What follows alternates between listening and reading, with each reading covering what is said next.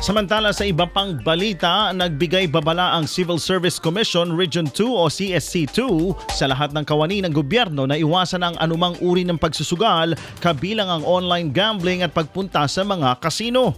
Ayon kay Attorney Marites Labpay, Director 4 ng CSC2, mahigpit itong ipinagbabawal at ang sino mang lumabag ay tiyak na magkakaroon ng karampatang parusa.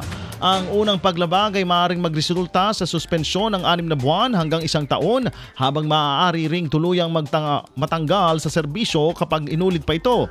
Dagdag pa niya, mananagot pa rin ang mga empleyado kahit nasa labas ng oras ng trabaho, lalo na kung sangkot sa ipinagbabawal na sugal.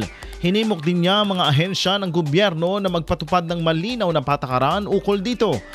Paalala rin nila Pai tungkulin ng bawat lingkod bayan na maging huwaran at hindi makasira sa tiwala ng publiko. Binigyang diin nito na ang mga kawani ng gobyerno ay binabayaran upang gawin ang kanilang tungkulin pagdating sa paglilingkod sa publiko, kaya naman nararapat lamang na kanilang pangatawanan ang pagiging responsable at madisiplina sa aksyon na kanilang ginagawa. IFM News.